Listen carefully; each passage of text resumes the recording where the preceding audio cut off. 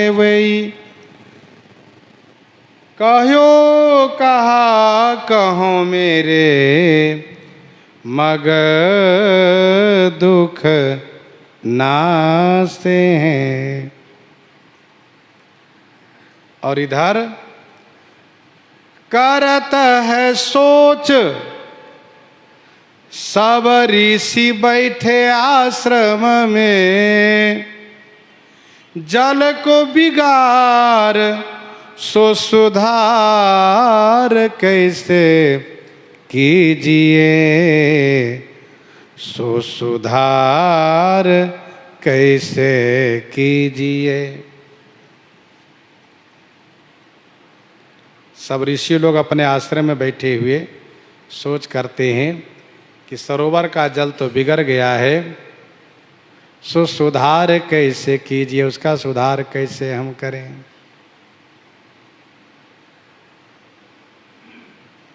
ध्यान दीजिएगा, ठाकुर जी को दीन प्रिय हैं। जही दीन प्यारे वेद पुकारे, द्रवौ सुश्री भगवाना।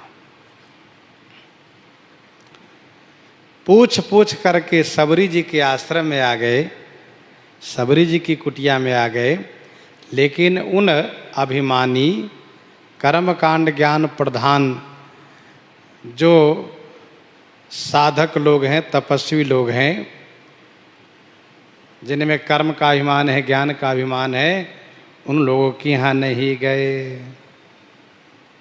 भगवान को भाव प्रेम भाव प्रिय हैं। एक विष्णु दत्त नाम के ब्राह्मण अनंत शयन तीर्थ में भगवान की सेवा करते थे, तुलसी फूल से श्रृंगार करते थे। वहीं पर राजा चोल नरेश पहुंच करके, राजा चोल नरेश पहुंच करके उन्होंने ठाकुर जी को बढ़िया बढ़िया अमूल्य आभूषण वस्त्र से श्रृंगार किए। राजा अमूल्य वस्त्र अमूल्य आभूषण पहनाते हैं, विष्णु दत्त पुष्प बढ़िया बढ़िया पुष्प तुलसी जी चढ़ाते हैं। राजा को इस बात को लेकर का अभिमान है कि मैं इतने महंगे इतने सुंदर सुंदर वस्त्राभूषण पहनाता हूँ, और ये ब्राह्मण देवता तुलसी फूल चढ़ा करके उन आभूषणों को ढक देते हैं। तो राजा को ईर्ष्या हो गई। राजा ने एक दिन कहा विष्णु दत्त से कि सुनिए, आप फूल आदि चरण में चढ़ा दिया करिए, जरा मत चढ़ाइए। आपके फूल आदि चढ़ाने से आभूषण वस्त्र ढक जाते हैं। तो विष्णु दत्त ने शास्त्रीय प्रमाण से इस बात को प्रमाणित किया कि भगवान की सेवा पूजा में तुलसी फूल की महिमा है। गरीब थे विष्णु दत्त ब्राह्मण। तब राजा ने कहा, चोल नरेश ने, कि अच्छा हम देखते हैं कि भगवान तुमको पहले मिलते हैं कि हमको मिलते हैं। चुनौती दिया, ललकारा। और मुदगल ऋषि की अध्यक्षता में, मुदगल ऋषि के आचार्यत्व में यज्ञ आरंभ किया है चोल नरेश ने कि मुझे भगवान का दर्शन पहले होना चाहिए। विष्णु दत्त जो ब्राह्मण है वह उसी नित्य नियम भाव से तुलसी फूल से और बड़ी निष्ठा से पूजा करने लगे और प्रभु से कहा, प्रभु वे धनी हैं, उनके पास धनाभिमान है, मैं गरीब हूँ और मेरे पास ये तुलसी फूल है। प्रभु आपको पत्र पुष्प प्रिय हैं, इसलिए मैं इसे पूजा कर रहा हूँ। दर्शन किसको पहले देंगे वो आप जानिए, हम नहीं जानते हैं। पर उसने ललकारा, उसने चुनौती दी है। इस बात को आप ध्यान रखिएगा। भक्तों की लाज हमेशा रखते आए हैं, इसलिए इस बार भी लाज रख लीजिए प्रभु। खूब पूजन करना शुरू किया ब्राह्मण देवता ने। एक बार ऐसा हुआ कि लगातार 7 दिन तक भोजन नहीं किए, अन्न बिना भोजन बिना जल के सेवा करते रह गए। और फिर 8वें दिन ये हुआ कि भोजन तैयार किए भोग लगाने के लिए। इतने में एक दुर्बल चांडाल आया और भोजन उठा के भागने लगा तो विष्णुदत्त घी की कटोरी लेकर के पीछे दौड़ते हुए गए। कहा ठहर जाइए, रोटी में घी लगा लेने दीजिए। तब ऐसी साधना, ऐसा भाव, ऐसा प्रेम कि विष्णुदत्त समय भगवान को दर्शन करते हैं। कुछ दूर जाकर के वह चांडाल गिर गया तो इन्होंने पंखा डुलाना शुरू किया विष्णुदत्त ने, तो भगवान प्रकट हो गए, दर्शन दिए और विष्णुदत्त को जीवन धन्य करके और उन्हें अपने धाम को प्रस्थान कराए। कहा चलिए मेरे धाम चलिए, ले गए अपने धाम। जब इन सब बातों को चोल नरेश ने सुना तो उनको बड़ी ग्लानि हुई, बड़ा खेद हुआ, बहुत दुख हुआ और उसने उसी यज्ञ कुंड में जो यज्ञ कर रहा था अपने आप को समाप्त करने का निश्चय किया। जैसे ही समाप्त करना चाहा, अपने आप को आत्महत्या करना चाहा, भगवान प्रकट हो गए और भगवान ने प्रकट हो करके उनको दर्शन दे करके और उन्हें भी कहा कि यूं ही नहीं मरना चाहिए, समझाया और फिर उसको भी अपने धाम ले गए। कहने का भाव यह है कि भगवान को प्रेम भाव प्रिय है। वन में रहने वाले ये ऋषि लोग, ये मुनि लोग अभिमानी है कि मैं बहुत बड़ा सिद्ध हूँ, तपस्वी हूँ। सब अपने अपने आश्रम विचार कर रहे हैं कि जल जो बिगड़ गया है उसका सुधार कैसे होगा। सुना कि श्री राम जी आ रहे हैं। वह श्री राम जी आ रहे हैं जिनके चरण के स्पर्श से पाषाण रूपा अहिल्या मुक्त हो गई, दंडकारण्य पवित्र हो गया, तो वे इस सरोवर को भी पावन कर देंगे। आवत सुने हैं बन पत्थर रघुनाथ कहूँ, आवे जब कहैया को भेद कही दीजिए। आवत सुने हैं बन पथ रघुनाथ कहूँ। सुना कि श्री रघुनाथ जी वन मार्ग में आ रहे हैं। ऋषियों ने सोचा कि जब आ रहे हैं तो हम लोग के आश्रम पर जरूर आएंगे। मैं इतने वर्ष के तपस्वी हूँ, मैंने ऐसी साधना किया है, इसलिए भगवान मेरी कुटिया में आएंगे, मेरी कुटिया में आएंगे, यह सोच करके और फिर ये भी निर्णय किया कि जब श्री राम जी आएंगे तो हम उनसे पूछेंगे कि इस सरोवर के जल का सुधार कैसे होगा, उसका भेद हमें बता दीजिए, भेद कही दीजिए। इतने ही माझ सुनी सबरी के विराजे आन, गयो अभिमान चलो पग गही लीजिए। गयो अभिमान चलो पग गही लीजिए। इतने ही माझ, इतने ही माझ माने इतने में ही ऋषियों ने सुना कि श्री सबरी जी की कुटिया में आके विराजित हो गए। अच्छा, उसी भिलनी के पास चले गए? कहाँ? हाँ, उसने श्री मतंग ऋषि पर प्रभाव डाल दिया और उनके आश्रम को कब्जा किया और अब इन पर भी उन्होंने जादू डाल दिया। बताओ, एक ने कहा देखो लोग कहते श्री राम जी भगवान है, बताओ उनके पास बुद्धि नहीं है। हम सब इतने बड़े श्रेष्ठ उच्च वर्ण के तपस्वी लोग, साधक लोग, हमारे पास ना आकर के भिलनी के पास चले गए वे भी। इस प्रकार से सब नाराज होने लगे। लेकिन अपनी गरज है, सरोवर का पानी शुद्ध कराना है, इसलिए गयो अभिमान चलो पग गही लीजिए। अभिमान चला गया और फिर कहा चलो भैया, चल करके हम लोग उनके चरण पकड़ते हैं श्री राम जी के।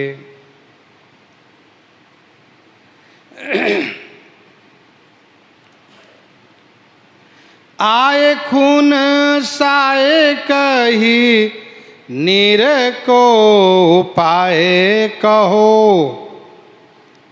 आए खुनसाए, खुनसा करके आया। कौन? ऋषि लोग खुनसा करके आए, रोष करके आए, श्री राम जी को उल्टा सीधा कहते हुए आए। और आकर कहा, सुनिए, आप बताइए ये सरोवर के पानी का सुधार कैसे होगा? तो श्री राम जी ने पहले कहा कि देखिए हे महात्मन, आप सब बड़े कालीन तपस्वी लोग हैं, हम तो छत्री भी हैं, और हम बहुत थोड़े दिनों के लिए संतों का वेश बना लिए हैं। आप सबकी बड़ी महिमा है, आपने तपस्या किए हैं, आप सब अपना चरण उसमें रखिए, जरूर शुद्ध हो जाएगा पानी। सुन करके लोग फूल गए, अभिमान में आ गए, कई लोग दौड़ते हुए गए और कूद गए, खूब हाथ पांव हिलाए, लेकिन जल का सुधार नहीं हुआ। लौट के आए और कहा कि पानी का कोई परिवर्तन नहीं हुआ। इसके बाद ऋषियों ने कहा, आप स्वयं चलिए प्रभु। श्री राम जी ने देखा बहुत हट कर रहे हैं, तो श्री राम जी गए। श्री राम जी ने जैसे उसमें अपना चरण रखा, वैसे कीड़े से दौड़ते आए चरण छूने के लिए। भाई प्रभु के चरण को पाकर के सब आनंदित होते हैं, सब दौड़ते हुए आए। तब ऋषियों ने देखा कि न इनसे भी नहीं सुधार होने वाला है। तब सबने पूछा कि प्रभु आप बताइए कैसे जल का सुधार होगा? तब श्री राम जी ने कहा, हे ऋषियों, श्री सबरी जी यदि अपना पांव इसमें रखती है, चरण रखती हैं, तो जल शुद्ध हो जाएगा।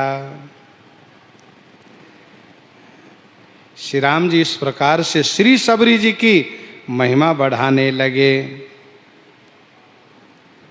ठाकुर जी को भाव प्रिय, भाव बस से भगवान सुख निधान करुणा भवन। चोखा मेल चमार था, बाजार में गया सामान लेने के लिए, बढ़िया पका हुआ केला देखा, सामान लेना भूल गया, केला खरीद लिया, भगवान के योग्य देख करके ला करके पुजारी जी को दिया। पुजारी जी ने चमार समझ कर उसको लौटा दिया, कहा ले जाओ, तुम्हारा फल भगवान भोग लगाएंगे, नहीं पाएंगे, तुम चमार हो, तुम्हारा छुआ भगवान नहीं खाएंगे। वह लेकर के अपने घर आया और इस बात को लेकर के उसे बड़ा कष्ट हुआ कि बताओ मेरे हाथ के भगवान भी नहीं पा सकते। उनको अपमान किया, इसका कष्ट नहीं है, कष्ट इस बात को है कि ठाकुर जी क्या मेरे हाथ के फल भी नहीं खा सकते।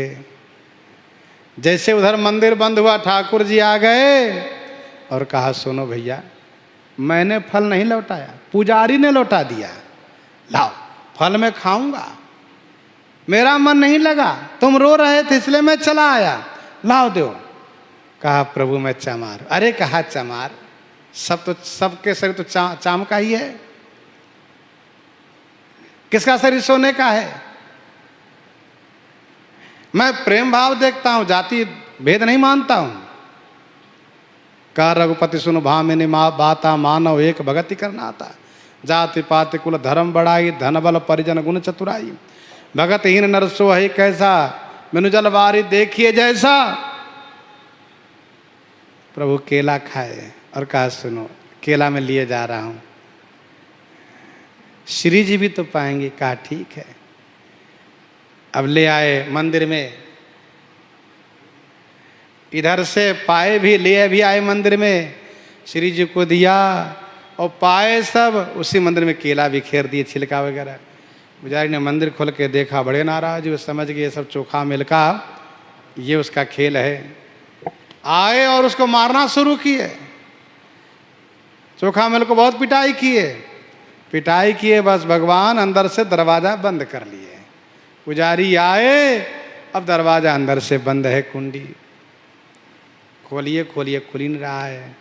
अंदर से आवाज आई, तुमने मेरे भक्त को मारा है, मंदिर नहीं खुलेगा अब तुम्हारे लिए, फिर तुम जाओ यदि मंदिर खोलना चाहते हो तो जाओ और मेरे भक्त चोखा मेल को कंधे पर बैठा के लाओ, तब मंदिर खुलेगा तुम्हारे लिए।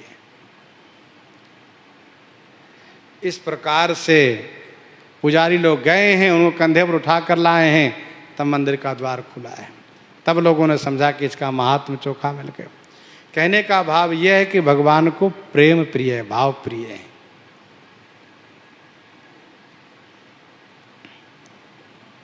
आय खुन साय कही नीर को उपाय कहो, गहो पग भीलनी के छुए स्वच्छ भी जिए। भगवान ने कहा भीलनी के पांव पकड़िए ही आप लोग, उनका चरण उसमें पधराइए, तभी जल स्वच्छ होगा।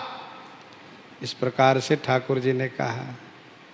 ठाकुर जी ने देखा कि इन लोगों ने इनसे बड़ा नफरत किए हैं और इनके स्पर्श हो जाने पर जाके नहाने गए थे, तो बदले में यही होना चाहिए, जरूरी है।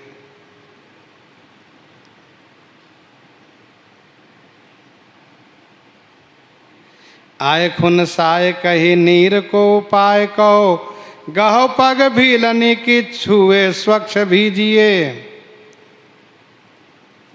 जैसे ऋषि लोग उनको पकड़ने के लिए पांव पकड़ने गए, वैसे श्री सबरी जी कुटिया में भाग गए और दरवाजा बंद कर लिया। तब ठाकुर जी ने कहा जहां उनके चरण पड़े हैं वहां से रज लेकर के सरोवर में डालिए, सरोवर में छोड़िए, सरोवर का जल स्वच्छ हो जाएगा। ऋषियों ने ऐसा ही किया। वह चरण चिन्ह का रज लेकर के जब सरोवर में डाला है, सरोवर का जल परम पावन हो गया। ऋषियों ने अब सबरी जी की भक्ति की महिमा को सबने पहचाना है।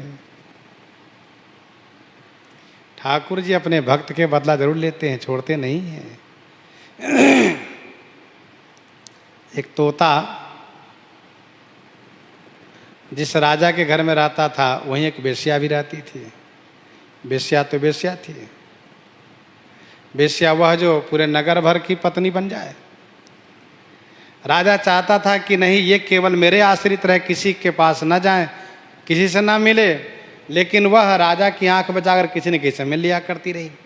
इस भेद को तोता राजा को बता देता रहा, तो तोता से चिढ़ करके उस वेश्या ने उनके पंख नोच लिए, पंख नोच लिए और पिंजरे से उड़ा दिया बाहर। तोता ने कहा अच्छा ठहरो, मैं बदला लूंगा, छोड़ूंगा नहीं। राजा जी शंकर जी की पूजा करने जाते थे, उसी शंकर जी के मंदिर में जाकर के मोरी में बैठ गया तोता। और तोता मनुष्य की आवाज में भाषा बोली लेता है। राजा शंकर जी की पूजा करने गए, तब तोता ने कहा